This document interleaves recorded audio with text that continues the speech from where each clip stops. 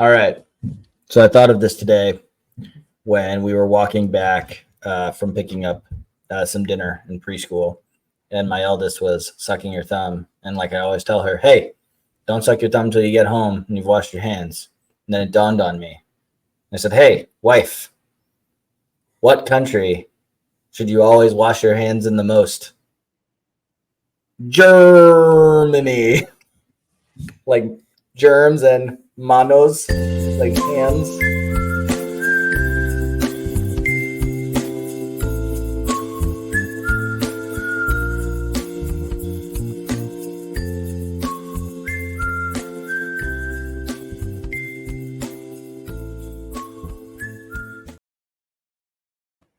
Welcome back to the Working on the Dad Pod. I'm Alex.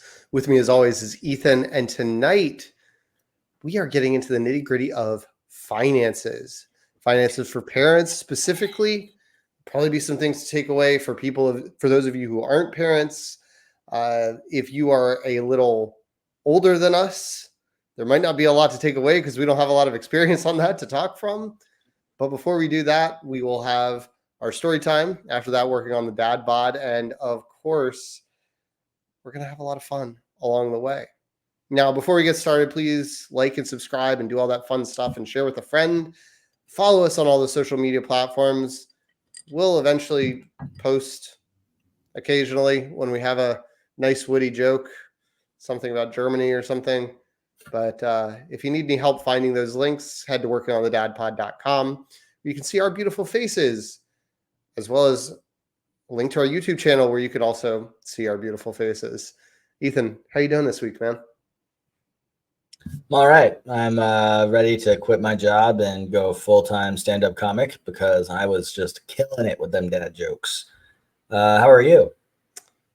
I'm good. It has been exceptionally rainy here, like just lots and lots of rain day after day. And it gets to the point where it's still so warm here in Florida and so rainy that our grass just grows really fast. And my shoes get really wet just walking in the yard, like water into my socks kind of wet when it's not even raining because everything's just that wet. I'm over it. But I'm going somewhere bright and sunny and warm next week, Scotland. So I'm excited for a drastic change in temperature and nothing else about the situation. Great. I'm jealous. I love Scotch, so I'd like to go to Scotland. I in fact am doing some tastings, so there you go. Should be fun. Hope to remember. That sounds great. Yeah. It should be great. Wife and I are going for our anniversary and actually get to go on our anniversary this year just because we have the childcare lined up and available to be here. There you go. So, that's very nice. excited. Very excited. Nice. But let's get into some story time. I feel like you always go first, so I'm going to take the lead and go first this time just to throw a curveball to everybody. So I mentioned last week during the Working on the Dad Bod segment that last Thursday when we recorded, my wife and I had just obtained bikes. And I was really excited for the opportunity to bike with my daughter to school. And I finally took the time to, get the bikes out, get some air in the tires, do all that stuff on Sunday. And I invited my daughter to come with me on a ride because I just wanted to get a feel for the bike, how it rode, all those various things. And we're riding around where she tells me she wants to go up to her school, which is about 2/3 of a mile away. She's like, let's go up to the school so you can know if you can make it there. And I'm like, that's sweet, but I don't have that concern like you have that concern. Again, we live in Florida. There aren't even hills. I can do that. That's like going around a track. But then we go over to a church across the street from her school that has just a very open parking lot. Nobody was there, and we were biking around so that I could get up a little bit more speed because shockingly, following a 5-year-old on a bike, it's pretty hard to get up any speed and really get a feel for the new vessel. And we hear an ice cream truck. And she's like, oh, can we go to the ice cream truck? And I'm like, I hear it, but I don't see it. And we live in a pretty residential neighborhood with different roads and turns. And I'm like, I think it's coming from that way. And I just point back across the street from whence we came. And I was like, let's go try to find it. And so we zoom off and we're trying to find it, and we don't. And we get back fairly close to our house, and she's pretty sad. And so I say, hey, we didn't find the ice cream truck. I was like, but if we wanted to bike all the way downtown, we could go to the ice cream shop. But I don't think you could make it all the way there. And that worked exactly as I planned for it to, where she was very determined that she could do that. And so we checked in with my wife, and that turned into a bit of a saga because my wife decided that she wanted to be the one biking with her instead of me because she wanted to take her bike out for a spin. It's like I had the opportunity to do. And our plan was simple. She and my daughter would bike. Me and my son would go in my wife's car, which is a mid-size SUV. So if my daughter got tired, there is a main road that you can take downtown, and then there's a parallel road. And that parallel road is filled with doctor's offices and like the hospital and maybe some, 9 to 5 type offices. So on a Sunday, it's deserted. There's parallel parking, open sidewalks galore. So I was like, I'm just going to pull into random doctor's office parking lots or parallel parking spots every quarter of the way down the road. So if he gets tired, I can throw the bike in the back and her in the car seat, and my wife can just bike. She made it all the way there, and she made it about halfway back before giving up on this trip. But in a testament to her speed, Google Maps said this trip would take 11 minutes. It took her and my wife 45 minutes to get to the ice cream shop. So she was very proud of herself, though. She was very happy to have been able to do that. And I was really proud of her because it was something new that wasn't just the muscle memory of going to school like she'd been doing for a couple of weeks. And I'm optimistic that now that my wife and I both have bikes, we can get some sort of accessory for my son to ride along on a car seat. And as it gets a little cooler here in Florida, we can do things like go to the ice cream shop, go to the bagel shop, go to some of these other places that are within, a 10 to 15 minute bike ride. Could be fun. So how about you? That sounds great. Yeah. So my story is also a testament of will, except it is my will, not my kid's will. So my wife, as you all know, this is a Thursday that we record. My wife had my wife had professional development for work. So she went to Richmond on Monday night and came back Tuesday. Given the fact that the train from DC to Richmond only leaves at 7:20 a.m. and returns at, I think it left the station in Richmond at 5:30 p.m., that actually meant that my daughters didn't get to see their mom from bedtime Sunday to getting picked up from school Wednesday for a one night that she was actually gone. So the toll that took on the girls, especially my older one who is almost 5, really came to fruition today with meltdown after meltdown. And the first one started this morning when I dropped her off at school. And unlike normal times when she has a meltdown at school, it's usually because we drop off her little sister first and one of the kids is crying, whether it be my daughter or one of the ones that's already there is having a meltdown. And my older daughter is a bit of an empath. So, we get to drop off and she goes, "Oh, Danny, I don't want you to leave," and cries a little bit. And then teacher grabs her. I leave. She's fine within 30 seconds. Today, there was no pre-crier. It was just she didn't want me to leave. And when I picked her up from school, my wife was, of course, there. And I said, "How'd she do?" And her teacher was a little concerned because she said, normally it's a much quicker turnaround, but seemed to be a little bit longer today. And they did this activity at school where everybody was somebody else to make a card for.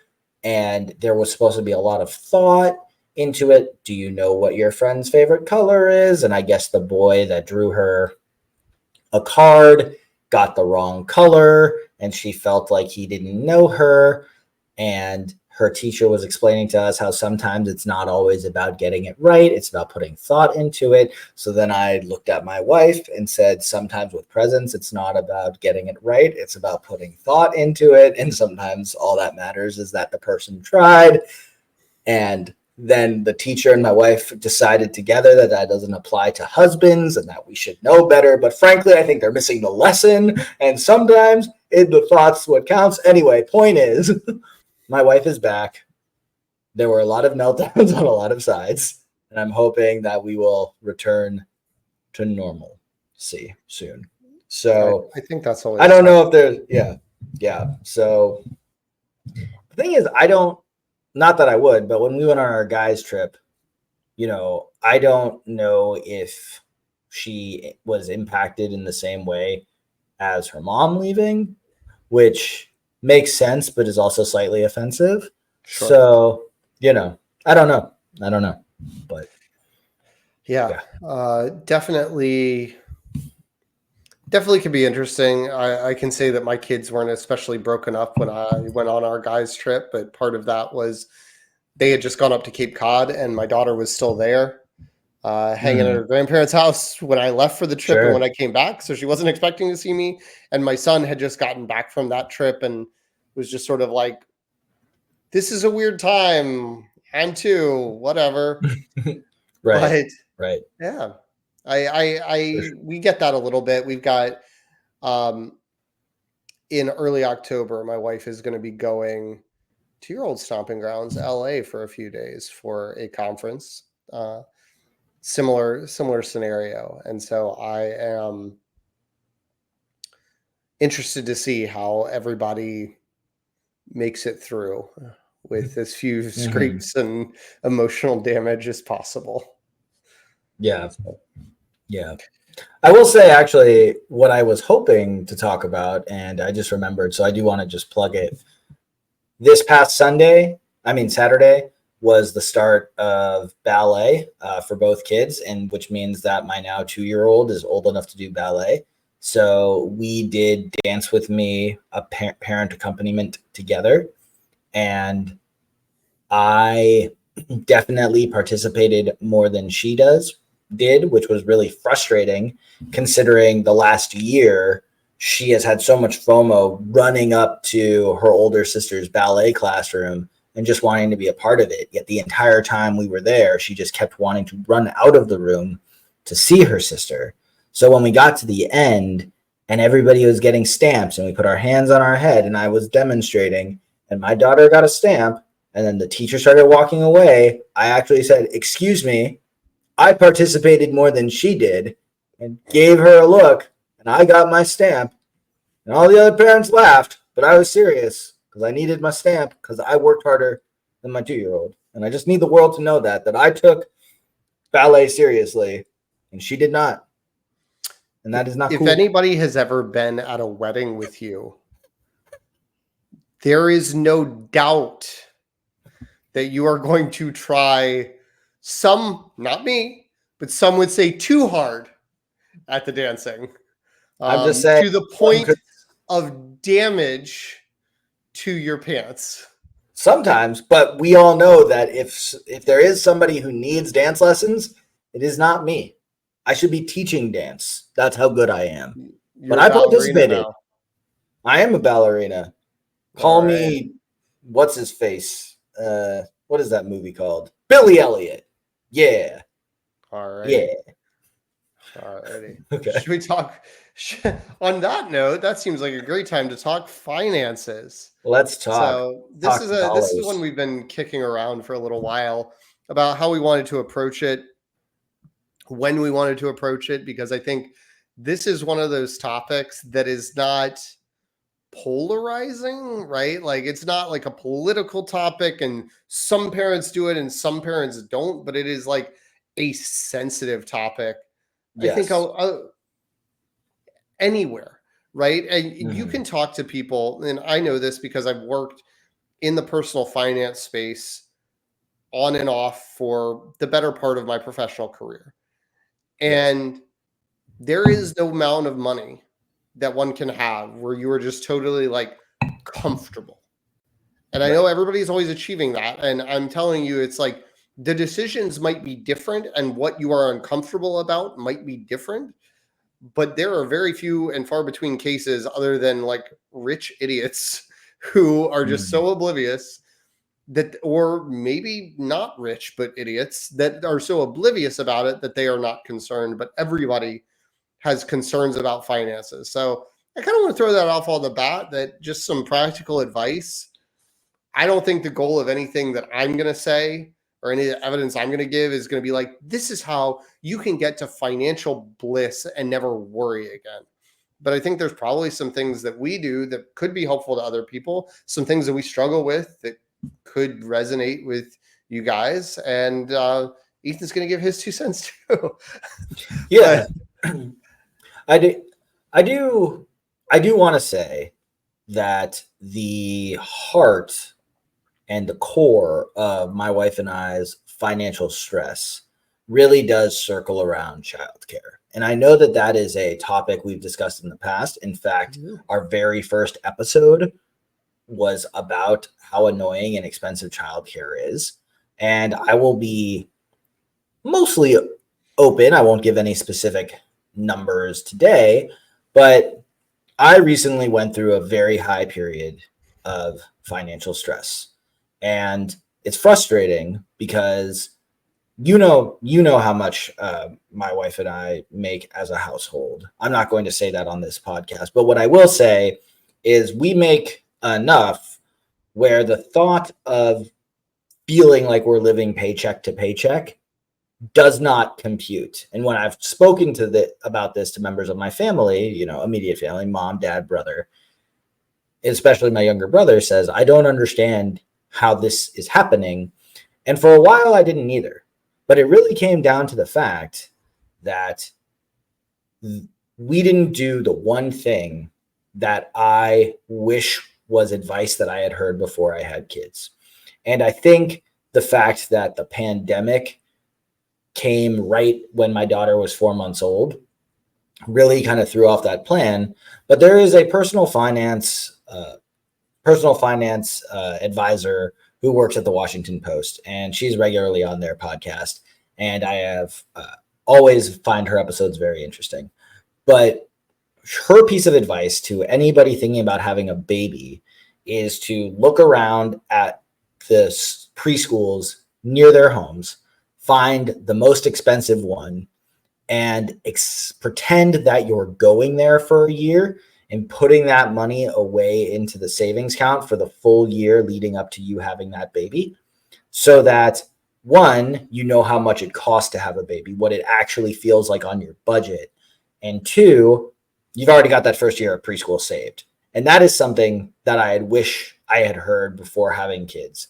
And what also threw me off, I think, is that my wife and I got used to just a level of income and saving during the pandemic when we weren't doing anything. We were both making, well, my wife at the time, could be a whole other episode on, she had a reduced income stream. I was making slightly more because of overtime, and we weren't paying for childcare because we were both home. So when the time childcare finally hit, our fixed income, our fixed expenses, doubled, because if you throw in mortgage and childcare, and we had our second kid, it then, that's another 50%. So basically we pay 3 mortgage payments a month between our mortgage and childcare.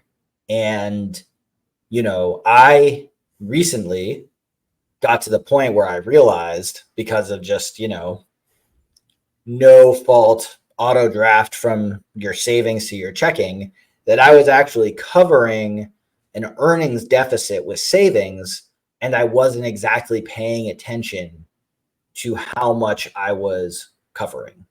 So we got to the point where we were maybe a month away from me realizing that I didn't necessarily mismanage our money. We just ran out of liquid assets because, again, we do everything we're supposed to do. We contribute to our 401ks and our Roth IRAs. We put some money away in the stock market. We are putting money into our kids' 529 and or custodial brokerage accounts. We are doing what we need to do. We are not doing frivolous spending. We went over our credit cards statements and realized the only thing that was killing us was childcare. And, Alex had mentioned that we have been noodling this topic and kind of pushing it off. And that's because it was really raw for me because I was in a bad financial stress place.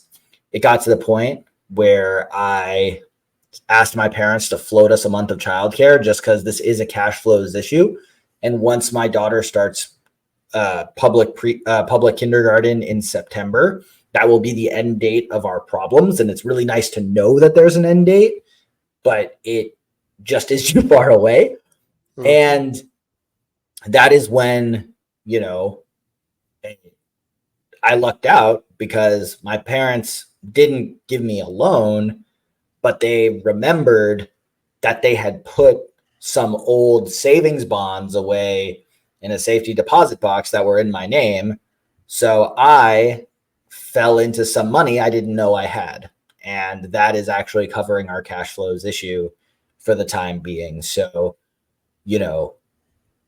Alex already knew this, but for all of you, I kind of wanted to explain where I was, because I know it's hard to talk about, but how we got to the point where I felt, that I could get through an episode without feeling like a failure as a money manager. So thank you. Or also, I mean, if you're just making it plain simple, hey guys, let's talk about finances and all, third straight episode of do as I say, not as I do. Sure. But I want to go back a little bit, and I wanted to let you cook there, but I want to zoom out a little bit and talk sort of high level on some of the things that you just mentioned, but why it's tough, right? Why talking finances is especially raw during this period of time, right? If we sort of bucket first-time young parents and we say the meat of the bell curve is 25 to 35, right? Mm-hmm. Roughly. Maybe it's a little younger, maybe it's a little older, probably depends on where you live, your region, how much education you've attained, right? If you are going straight into the workforce at 18 versus 22, you may become parents younger because you're ready for that life stage versus like if you are going to multiple postgraduate degrees, you may fall much later on that spectrum. I know people on both sides of that. But as you alluded to, expenses are high, right? If you have kids in childcare, that is a big expense. As you said, we talked about that episode 1. Go back and listen to it. It's probably not going to be as nice and as pretty and as organized as this one. It's probably not going to sound as good. It's probably not going to look as good, but we did have some good facts and figures because we came prepared for that very first episode and planned for it much more than any other. So we had some good information that hopefully is still relevant to this conversation today, but also you have things like the housing costs that you mentioned, right? If you own a home, even if you're renting, your housing costs are probably going up year over year, even if you're in a rent controlled area or something like that, or they're going up periodically, sporadically, maybe unevenly. But if you own, whether you're in a 15-year mortgage, 20-year, 30-year, you're still in the thick of it. And on the flip side of it, you are nowhere near your maximum income, theoretically, right? Most people reach that in their 50s, just before retirement, where they reach the most money because of inflation and raises and promotions and career advancement that they're going to reach. And if you are especially on that younger end of the spectrum that we talked about, like closer to 25, it's going to be much lower than what it might even be 10 years later, 20 or 30 years especially. And when you're younger, even when you're our age, I know we still have some friends in this bucket, but you might be paying off student loans and you might have other debt besides your mortgage that or whatever that you could count as a fixed expense that in addition to childcare, you're also trying to pay off student loans, or because you were living above your means. Maybe you were single and slightly irresponsible and just closed your eyes and hope for the best. Maybe you have a lot of credit card debt or something like that. Maybe when you started a family, you had to buy a new car because the car you had didn't suit your needs, and you live in an area, unlike Ethan, where there's a ton of public transportation, and like having a minivan is really important to accommodate your basic needs and lifestyles. And you traded in a car that just wasn't as practical, but now you're having to make payments on something else. And then on top of that, I think one of the most common strategies that a lot of financial coaches out there will recommend is finding ways to make passive income or have side gigs, second jobs, those kinds of things. But you got little kids, time's at a premium. So finding time to do those things can also be tough. And so these are all specific things that I know I have experienced. I think all of them, with maybe the exception of any overwhelming credit card debt. But I went to grad school. And when I went to grad school, we were living in New York City. I went to grad school in New York City, and we lived in a 400 square foot studio apartment. And my monthly stipend from my grad assistantship, while it was paying my tuition, did not even cover my half of the rent for me and my wife. And so to cover my rent, let alone put food on the table and do anything else, we had to take out some student loans. And I got fortunate enough, kind of like, your story that you mentioned earlier with some unfound savings. I got fortunate enough to be employed by a company that there was a startup and had a benefit where they did some student loan payoff matching because it matched their corporate philosophy. And that helped me pay half of my student loan balance at the end of the year, and they matched the other half, and poof, it was gone. Right. And so I think some of what we're going to talk about is, we probably need to preface some of this conversation that Ethan and I, well, we are not the wealthiest individuals. We've both discussed this before, that we come from upper middle class to upper class families.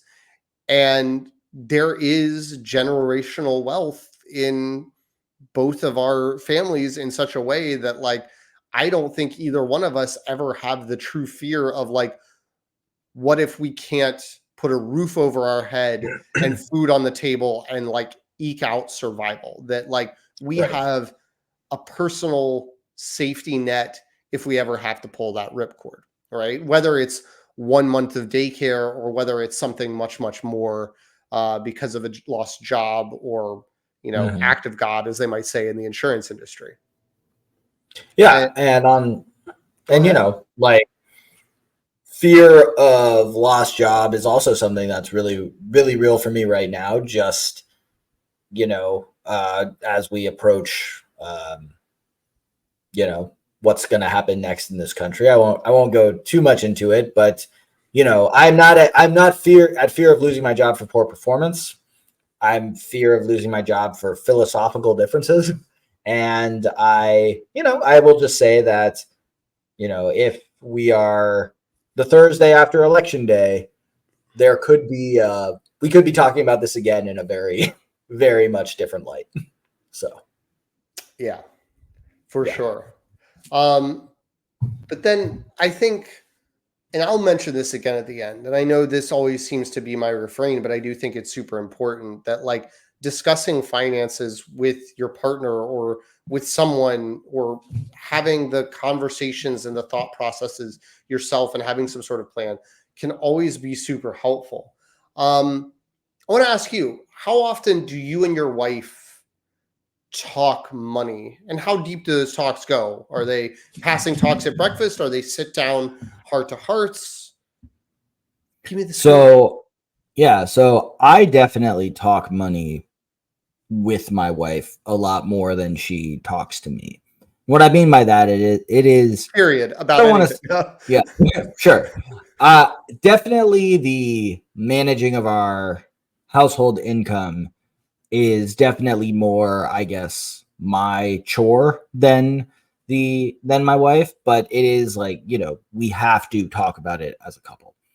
I will say that, and I don't think this is unfair to say, it's nothing I've never said to her, but my parents were much better at teaching financial literacy to my brother and I. than I think my wife's parents were to her. She comes from a divorced home.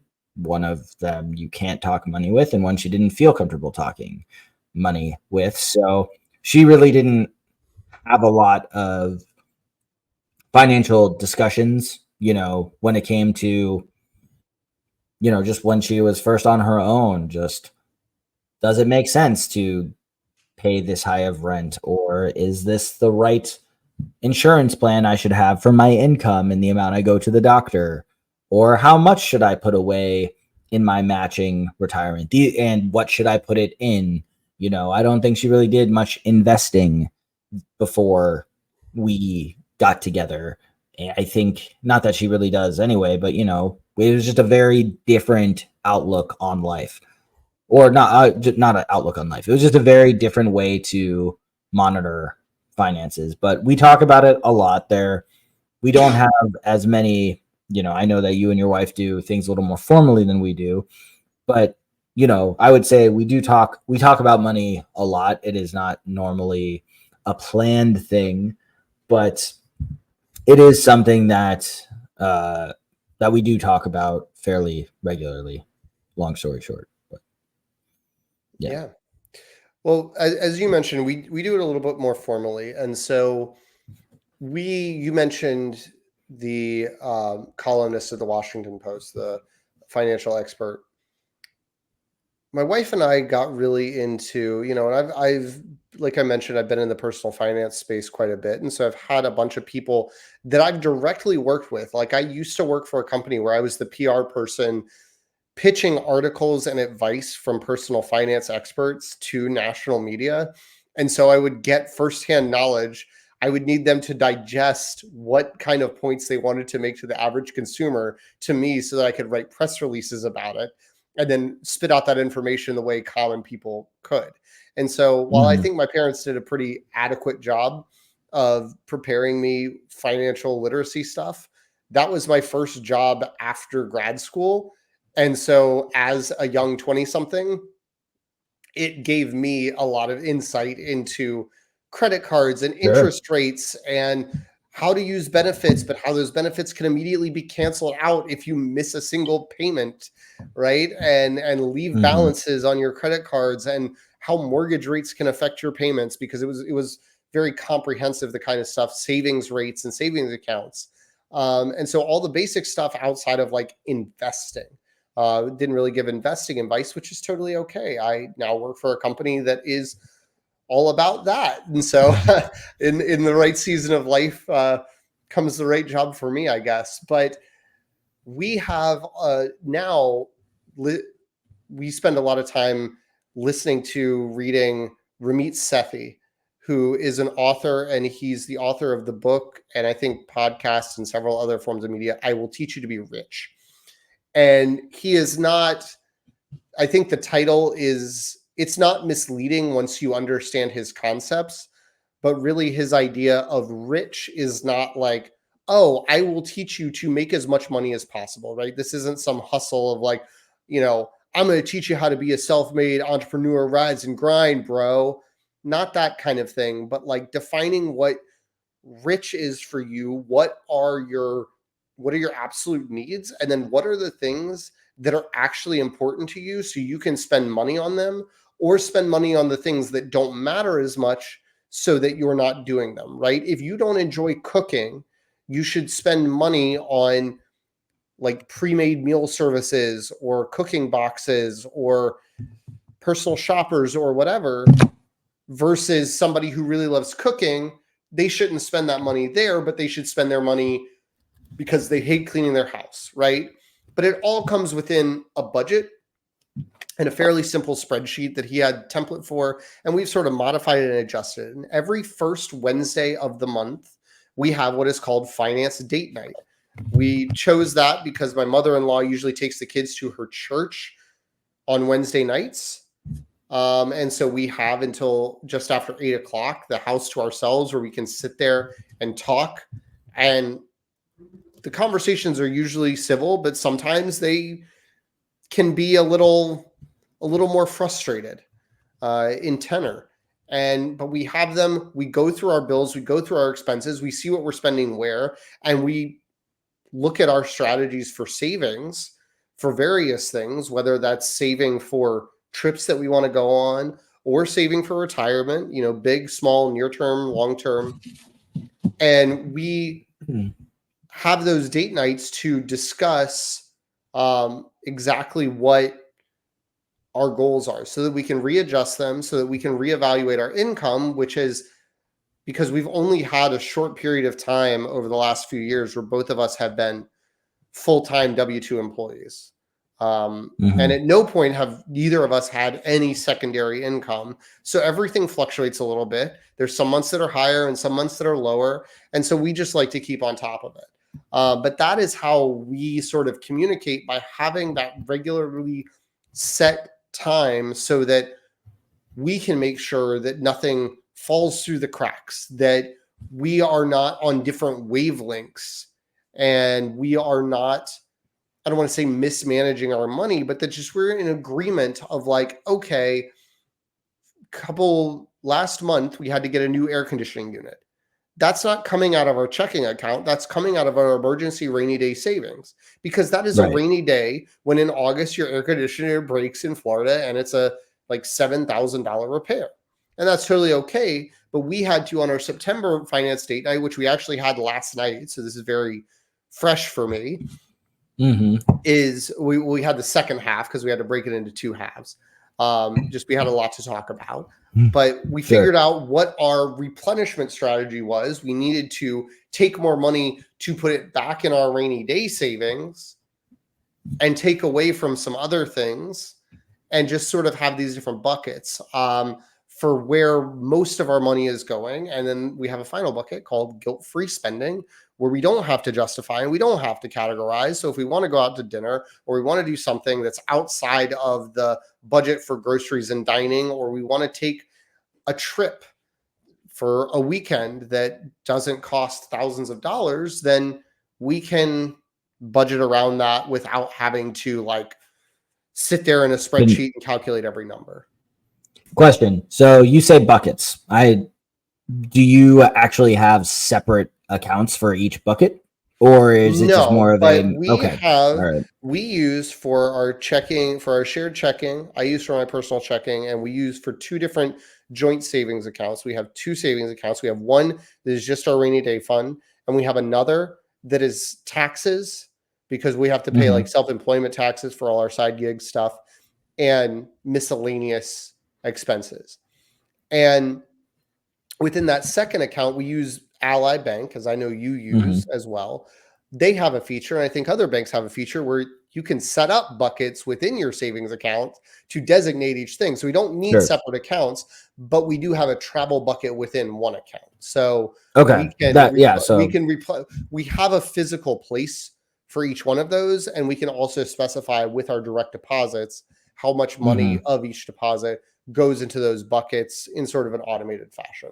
Some of it is dedicated, and some of it, like groceries, that does come out of the checking account. Well, it goes on a credit card, then comes out of the checking account, is not in a bucket. But the things like savings or a new car or home improvements that we are sort of constantly saving for or whatever do go into buckets.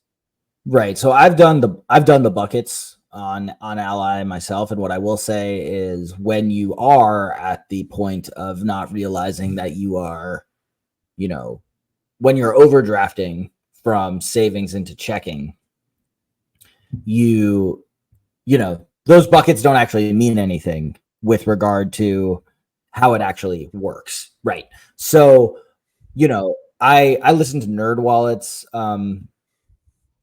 a couple times a week money podcast regularly. I know one of their hosts is Sean, forgetting his last name. Sean is really big on actually having multiple different bank accounts where he allocates on his direct deposit, like money just goes into a bunch of different bank accounts. So I know that works for some people. I did want to say that I felt bad not remembering the woman's name from the Washington Post. Her name is Michelle Singletary. I will make sure to put it in the show notes. And Alex will have to spell his person's name for me too. RAMIT Seth I. So yeah, I got you. Ramit Sethi. Yeah. But Yeah. we'll So because we will, share our resources like we should always do.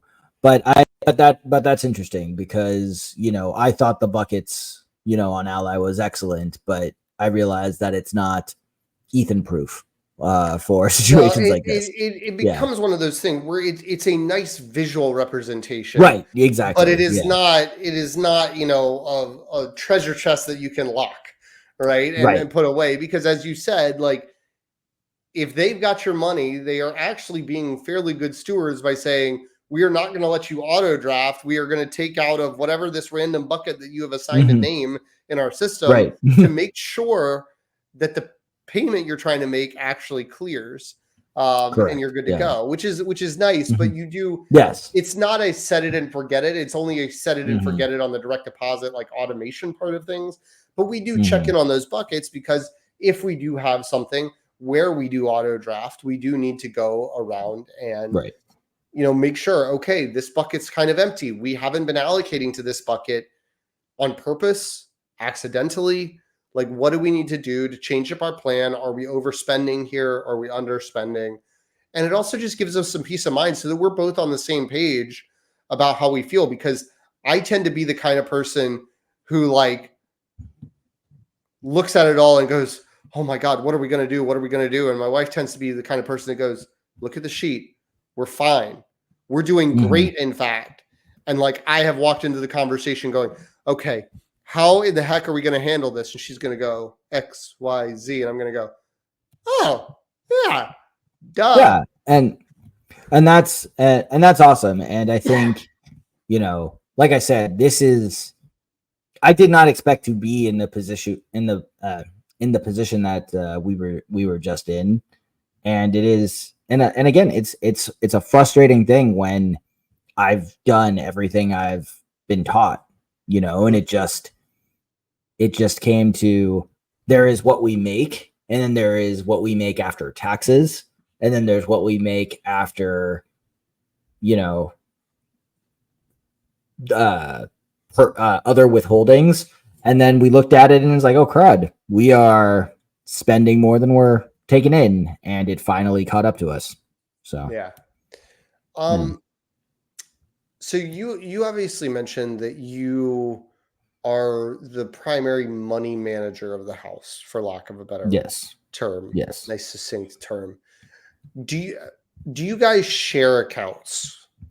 Yes. So, we actually did this after you. I had actually never thought of this until you and your wife got married. But, I mentioned how my wife comes from divorce, and I guess I now come from divorce, but it wasn't at the time. But what I will say is, I was very understanding of what's yours is yours, what's mine is mine, and what's ours is ours. And so we have separate checking. We have joint savings, and we still have our own savings. And I do make more than my wife does. So I pay all our bills, and I Venmo, we use Venmo for it, private Venmo. I Venmo request her what she owes to pay our bills. And I end up kind of fronting everything because of we actually get paid on different days. And, I am cognizant of I put specific due dates in my Venmo request for her on when I need her to pay me. And it never actually ends up right. If I was a real loan shark, she would have lost her kneecaps long ago. But luckily I love her, so she's okay. Anyway, that would also make your life harder. Yes, it would make my life. Yes, yeah, exactly. It would make my life and my wife harder.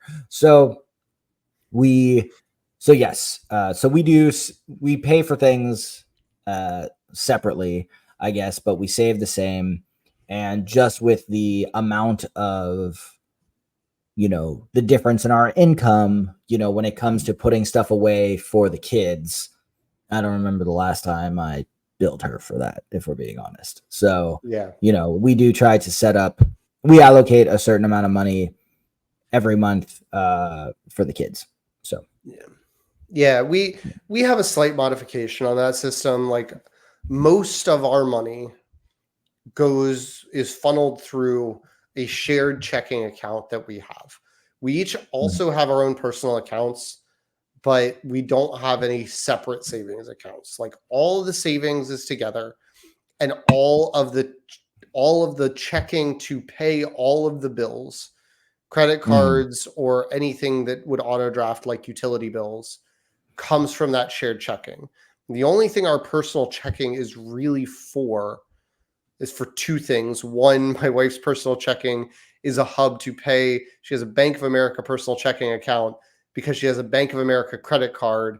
And the only way to auto pay it is through a Bank of America checking account through some backwards system. And then the rest of it is just for our guilt-free spending that we are not having to budget or account for to the other person.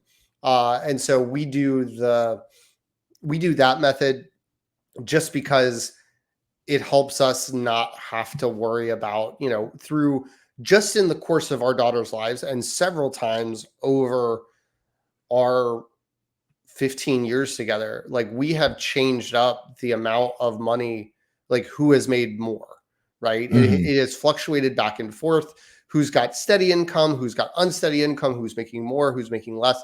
That has always been sort of a moving target for us for a bunch of different reasons. And so this system is actually something that we started setting up before we were even engaged, just so that we could effectively manage our money and make sure the various things got paid and we weren't having to, Venmo each other or, hassle each other or, because I think for us, we recognize that with our own personalities, there would be conversations about fairness and equity and judgment and frustration. Sure. And we have, for the most part, been able to avoid that by saying, this is our money and the rest of it just gets divided out and then do but everything that needs to be taken care of gets taken care of. And I think that's great. And I've actually been team, we should switch to joint checking for a while. I think that there is resistance on the mild inconvenience of changing your direct deposit information in your paycheck for the paycheck. Yeah. I'm not going to say whose resistance that is, but it is. It's gotten a lot easier these days. Came in the workforce. Yeah. Oh, I know. It's not hard at all, and I think, actually, I think now that, I obviously didn't save the day, but I've gotten us slightly out of this pickle we were in by triggering the memories of my parents for money that I already had. Maybe this is a good opportunity for her and I to revisit that discussion and change how it goes. That said, it would then become the real hassle would be changing all of the auto pay, credit card, mortgage, bill pay from that new account would be the real annoying thing, actually, more so than the. Here's the other thing, Yeah, I mean, what we did, just because it was easier, I actually remember this because I had Ally and we've had Ally for a very long time, is I had a checking account with Ally. We both had Bank of America from college. As you know, when we went to college, there was Bank of America ATM on campus, and there was a Bank of America branch across the street from school. And so that was the bank that most people went with because it was convenient. Yep. And then when we went to New York, it was actually a pain in the butt to find a Bank of America ATM. And this was back in the days before it became commonplace to have leniency on ATM fees or different things like that. And Ally was the one offering like free ATMs. And if you know anything, I would guess it's still the same. I haven't been back to New York in a minute, but like in the early 2010s when we were living in New York, it was one of those things where it was really easy to find an ATM, but they were always in like a bodega with a $5 like service fee. And Ally said, unlimited, use any ATM and we will pay you back. And I said, great. Great. The world is now my oyster. I went from having to drive 15 minutes in New York City, in Queens, to get to a Bank of America because the one on the campus of my grad school was always broken down, to all of a sudden I had like 20 ATMs within 3 blocks of my apartment. Right. And it became super, super beneficial. So, yeah. Ally now, I think, caps it. They realized that was too generous. Sure. I think it's I think it's now $14 every 2 weeks. I guess that's a billing cycle. Yeah. And we've also moved in society where like cash is so much less useful. Like I was at a spring training baseball game in Tampa over spring break. And I remember when we were growing up and even when we were young adults that it was very common to find one of those aforementioned high fee ATMs because you're a captive audience and they can charge you $5. I am walking around George Steinbrenner Stadium in Tampa, and what do they have, Ethan? They have put your cash in here so that you can get a prepaid debit card because this entire facility is cashless. And they would do a prepaid debit card because your cash was useless at the baseball stadium. And I'm like, we have completely gone full circle because this machine looks exactly the same as the one where they used to say, we don't accept cards. You better get some cash out. Yeah. It's ridiculous. But anyway, I didn't actually finish the story. Is I had my checking account set up and I just added my wife to that. That became our shared checking. And then I opened up a different personal checking account as my personal checking account. Oh, you can. Okay, so here's the thing, and you're like blowing my mind right now. This was over a decade ago. Don't quote me on procedure. Right. We're sure. But so, so I was always the Ally customer, and then my wife was not.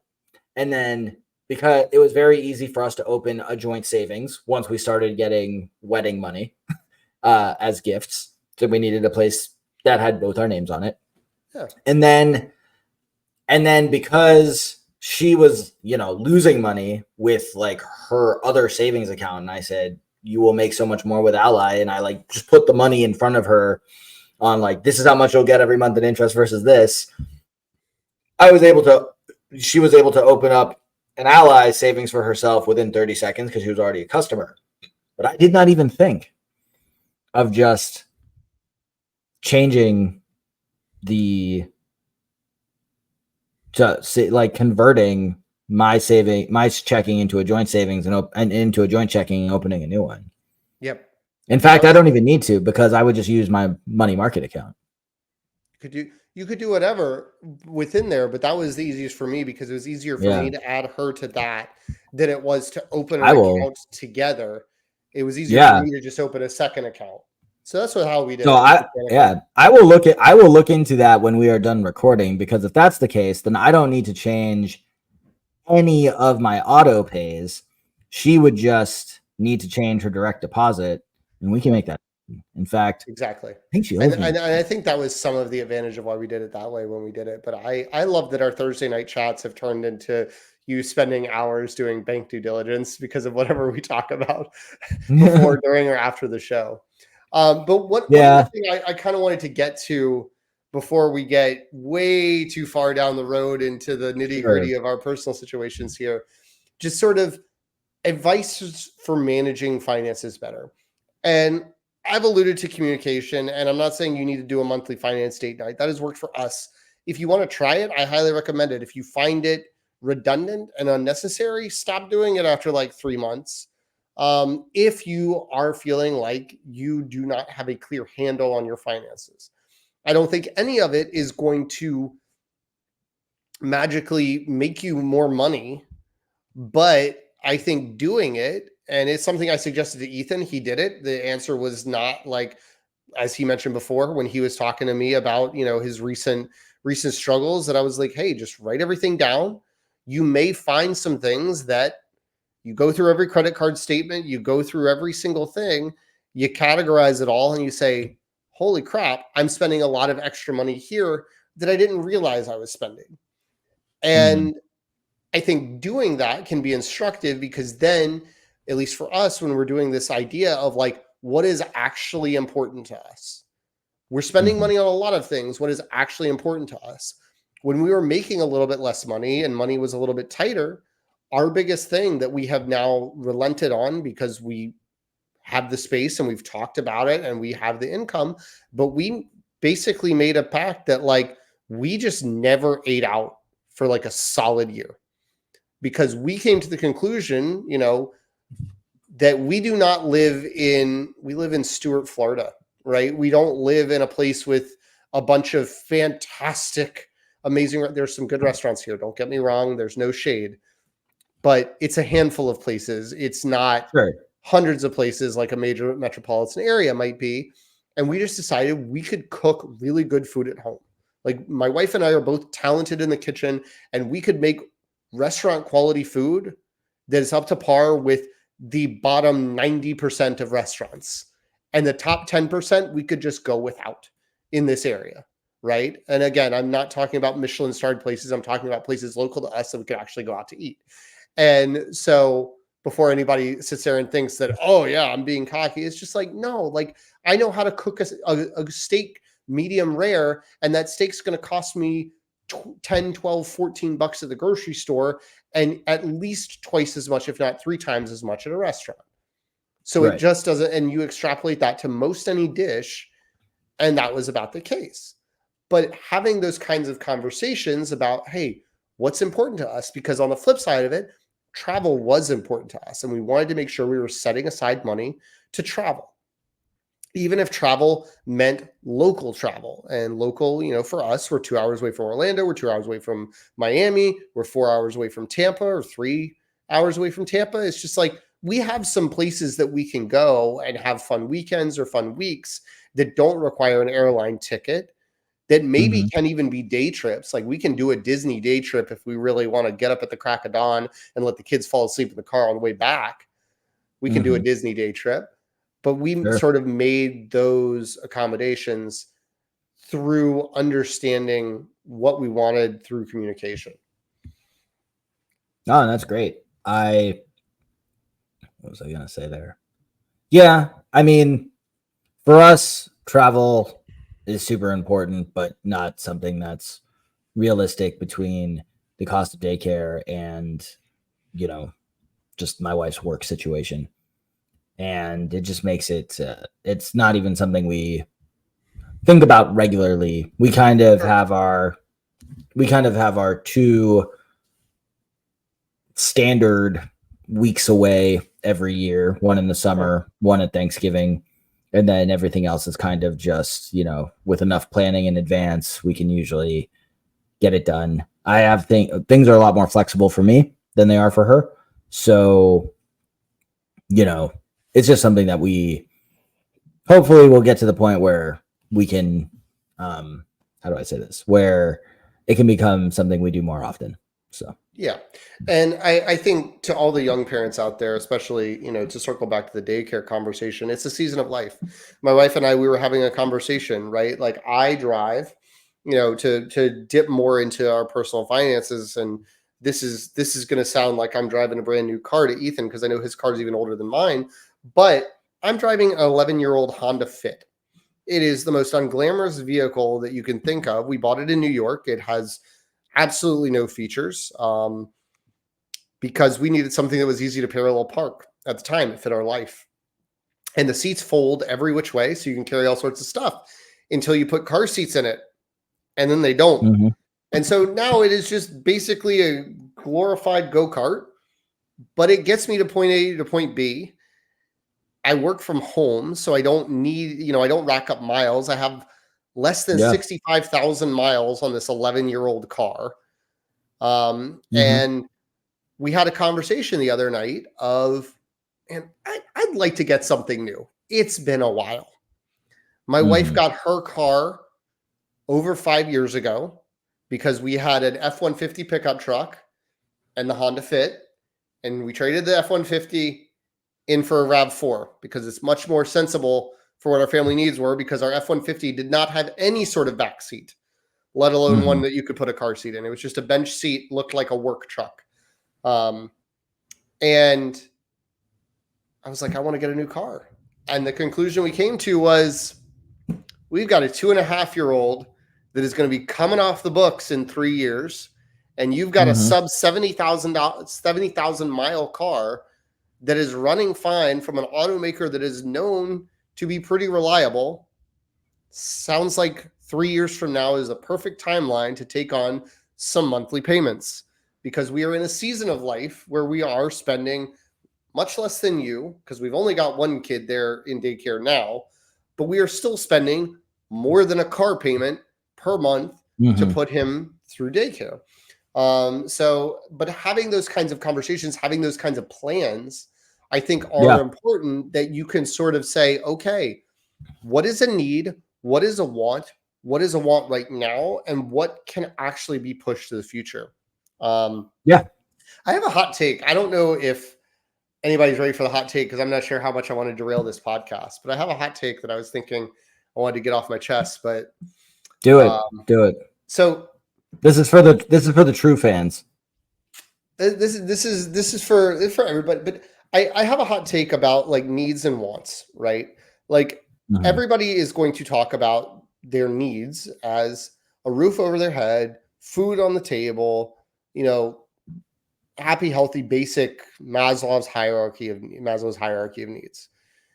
And my hot take is that I understand. I am not going to try to gaslight anybody and say that housing is great in the United States of America.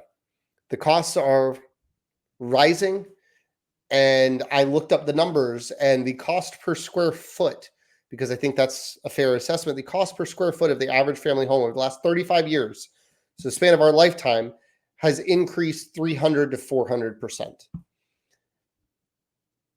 And I am in no way going to blame the consumer for it. However, what I also looked up before this show, and this is my hot take as someone who lives with 3 other human beings in a sub 1,000 square foot home, is the average single family home has gone up 43% in the last 35 years. And my hot take is that while I am not blaming people for the rising cost of housing, and I'm not blaming any one individual, I think there has been a cultural shift towards bigger and bigger houses. And that if you are in a position where you are looking at your next housing situation, you could I would take a harder look at taking less house than you think you need, and definitely take an even harder look at less house than the bank says you're approved for. Because if I can leave with one piece of advice, the banks are going to approve you for more money than you should probably be comfortable spending. Oh, yeah. Just about any case, if someone is making money off of you spending money, I would take a really good hard look at how much they're asking you to spend. 100%. One thing. Housing. And so that's sort of my 2 cents, is that if you are deciding that you have 3 kids and every single one of those kids needs a bedroom, question that assumption. Question if you need another room on top of that, or an extra garage or extra yard space, and how much value that's going to bring to you when you're in this particular season of life where your kids are in preschool. Sure. Again, I do not saying you shouldn't want a roof over your head. No. You shouldn't. No. You're not saying that. I'm just saying, like, I think that while the cost of housing is out of control, one way you can sort of kind of mitigate it is by taking a little bit less than the maximum. I also think just the even more important thing is to remember that the banks approve you based off of your pre-tax income, not your post-tax income. So you have to remember that they are approving it based off of what your salary is, not what you're actually bringing home in the paychecks. So when you do that math, you then realize you cannot afford what they say you can afford. So you have to be smart about and honest with yourself about what you can afford. Yeah. I will say that, you got to derail for a minute, so I'll derail for a minute. About 6 months ago, my wife and I were looking at a house that we had literally had our eye on for about 4 years. Went on the market. we went through all the process of seeing if we could afford it. And, before I told our realtor to, put our offer in, I opened up a Google spreadsheet. I did the math. And by the time I added the mortgage to I put in our two after-tax paychecks. I added the mortgage. I added daycare. I said, oh, we're already in negative money. Then I threw in some food and some utilities based off of the disclosures. And I was like, all right, so we will be in negative money for a long, this isn't like a, could we make this work for a little bit? It was just very much, we cannot put an offer on this house. Even if it's like, oh, like take your best shot, get a swing. If they said yes, we'd be fudged. All right. Yeah. And, so that was a really hard thing because I told you about the house. It wasn't something we didn't know anything about the house inside it. It was just a house that we had looked at every day because it's across the street from the playground. And then it ended up being bigger than we needed. It ended up being nicer than we ever could have imagined. And we were like, yeah, we wanted it, but ultimately it just wasn't the right time for us. And, I think, anyway, remember, they approve you based off of your pre-tax income, not what you actually make. That if you leave with one thing, please leave with that. So I would say leave with that. And, sort of back to my point, like when my wife and I were first going to be parents, we bought this house when my wife was pregnant. And we bought this house before COVID. Obviously, my wife was pregnant with her first child, and she's almost 6. Simple math there tells you. But we were approved by the bank for twice as much as we paid for this house. And we felt like this house was a stretch on what we were comfortable with at the time.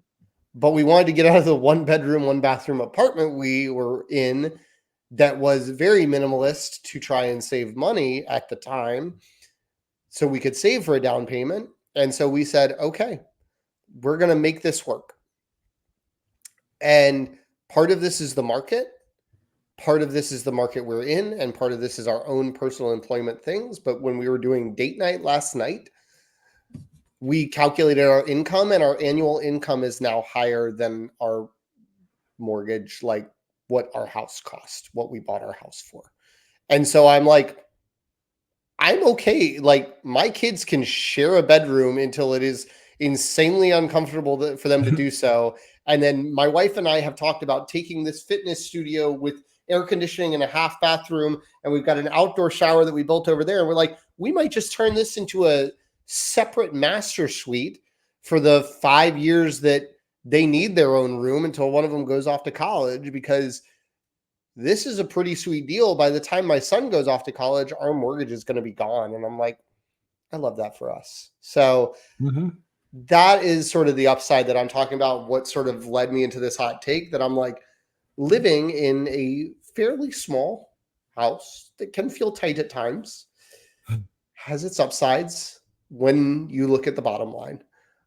So I think, sure. But I also understand that for a lot of people, for good reasons and bad, like housing, what car you drive, what school you send your kids to, the more expensive ones can be status symbols in a lot of ways. Sure. And so my greater appeal is to put the ego aside when making some of these decisions, because future you may look at younger you like you're a damn moron. Sure. But I do say, Alex, I do think it's important to note for our millions of viewers and listeners that you are in a very unique and uncommon situation where you both work remotely at companies based in bigger areas, but your cost of living is much lower, to the point where your wage to cost of living is not as in sync as people who I think that is much, much more common since COVID. I don't think we are the thin part of the bell curve. I think there is, and I'm happy to look up the data, but I think there are a ton of people that aren't tied to something like the federal government, like you guys are, but like that, whose offices went remote. And I have a ton of coworkers. I work for a company based in Minneapolis. I have a ton of coworkers who used to live in Minneapolis because the company made them go into the office.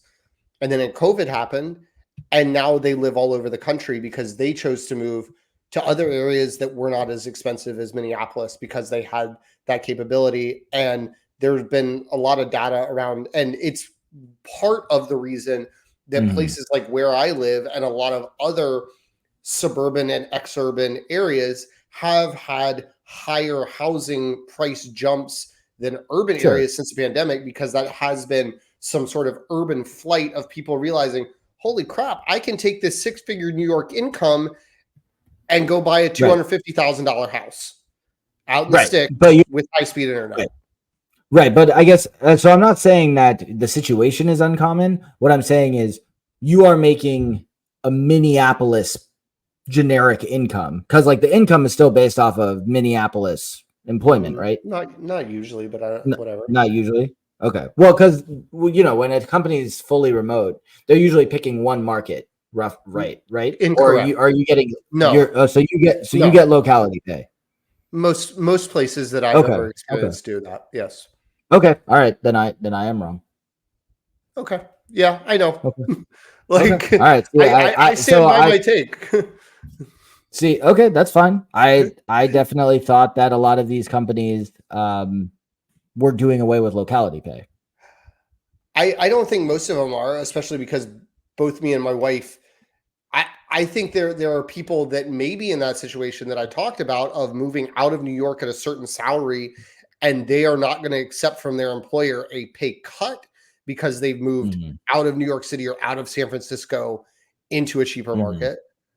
But if you are applying from a lot of these places and they know where you live, like there was a spreadsheet at one of the companies that I worked with that was a startup, and it listed everybody's salary and it had the math in the spreadsheet so that there was complete transparency to see this person gets paid more because they live in San Diego and you live in Stuart, Florida or whatever. And it was just like, and we do that. Yeah. Okay. So we do that in the government.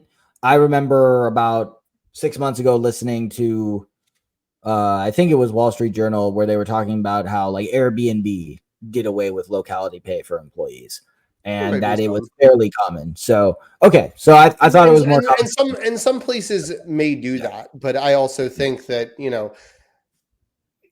it probably evens itself out through just the variations of market to market that you can't account for every single one. And I think every single company is different, but I would say that locality pay is also probably an inexact science, which probably leads to a lot of variance and things like that. But yeah, no. And then my wife, when we bought this house, was locally employed by a local small business, so it didn't even apply at that point. So anyway, should we work on the dad bod? Yeah, I don't really want to. I'm pretty annoyed at my dad bod solely because I gained more weight this week despite working out more and doing a better job managing my intake, and I'm mad at the math this week, and you mathematically ate fewer calories than you expended and you gained weight. Is that what you're saying? No, I'm saying that I gained more weight since we last recorded, but took better care of myself this week than I did the last two recordings. Were you in a calorie deficit this week? Let me see.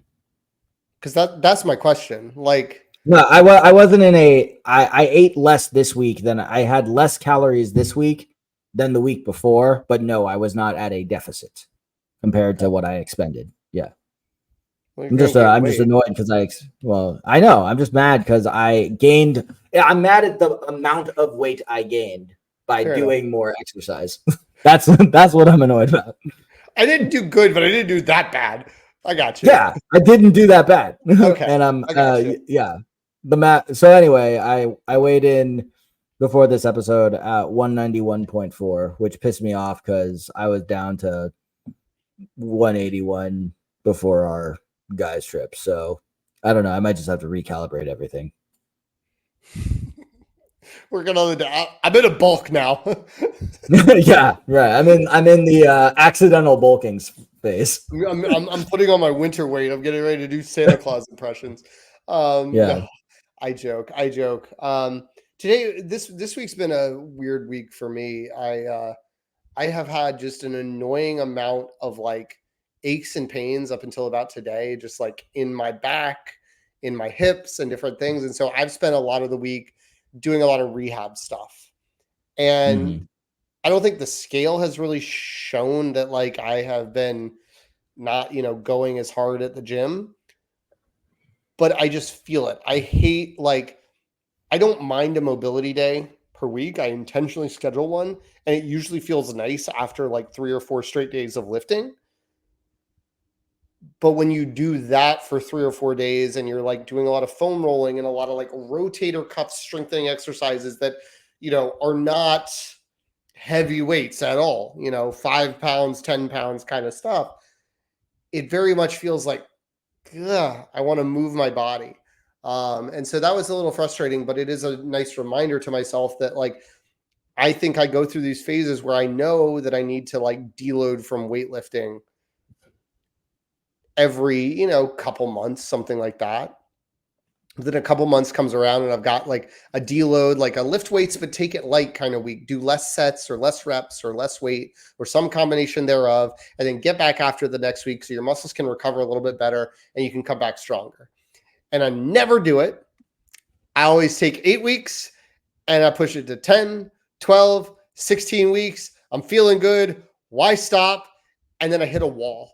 And that wall would have been prevented if I had just done the half measure that I needed to do half the time ago. But I keep running into these scenarios where I just get these aches and pains.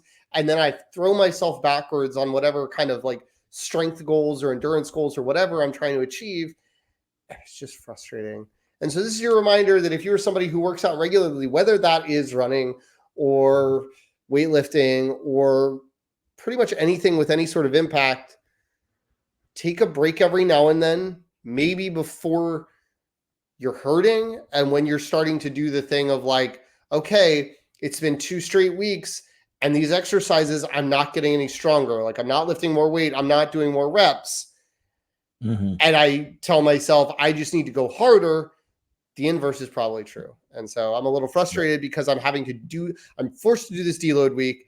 And then I'm leaving on Tuesday through the following Monday to go to Scotland where I'm not working out. So I essentially have 2 back-to-back deload weeks when I was going to have one next week, but I'm forced into one this week. And it just makes me feel like a slug. But yeah. Well, I hope you have a good time in Scotland.